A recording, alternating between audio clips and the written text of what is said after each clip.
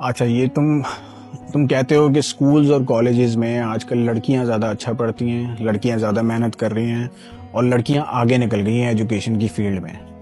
देखो यार, एक इंसान की मिसाल लो, उसके पास से तुम फ्रीडम खींच लो उसके बाहर जाने का, उसने क्या खाना है पीना है, क्योंकि वो मोटी हो जाएगी, उसकी फिटनेस अच्छी नहीं लगेगी, तो आप वही प्रिपेयर कर रहे होते हैं शादी के लिए उसको। उसकी मुस्कुराहट का तरीका, उसके बैठने का तरीका, उसके उठने का तरीका, उसको ज़हनी तौर पे तुम जकड़ लो पूरी तरह और फिर उसे कहो कि यार फिर भी तुम्हें कामयाब होके बताना है ज़िंदगी में। ऐसा इंसान जो बहुत सारी मुश्किलों में जकड़ा हुआ है ना, ऐसी लड़की जो बहुत सारी मुश्किलों में जकड़ी हुई है, वो दुनिया में कुछ ना कुछ काम करके दिखाती है। आज के दौर में स्कूल्स, कॉलेजेस, यूनिवर्सिटीज़ और फैकल्टीज़ में औरतें इसलिए आ गए हैं। अमेरिका में सबसे ज़्यादा फैकल्टी फीमेल फैकल्टी है। वो आगे ही इसलिए हैं कि उन्होंने डिसाइड कर लिया है कि हमने लड़ना है, हमने खुद को इस काबिल बनाना है कि ये जो 2% के लोग हमें जज करते हैं, जो 2% के लोग हमें सिखाते हैं कि कैसे उठना है, कैसे बैठना है, कैसे खाना है, कैसे पीना है, हम इनको करके बताएंगे।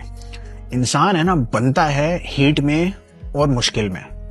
इंसान का जो निखार आता है वो हीट और मुश्किल में आता है। अब लड़कों को हम देखें, हमने पैदा किया है, छोड़ दिया है, बाहर जाओ, बड़े हो जाओ, सारे फ्रीडम है, सारी याशी है, कोई जजमेंट नहीं है। एक लड़का 10 लड़कियों को पटा ले, उसको माचो कहा जाता है, उसको हल्क कहा जाता है। एक लड़की 10 लड़कों को पटा ले, उसको बुरी लड़की समझा जाता है। तो जब आप एक इंसान को इतनी मुश्किल, इतनी मेंटल टॉर्चर और मेंटल स्ट्रेस में डाल दोगे, वो अपना रास्ता निकालेगी। हम लोग हैं लिक्विड वैसे, और लिक्विड अपना रास्ता निकालता है मुश्किल वक्त में, वो अपने आप को प्रूव करने की कोशिश करता है।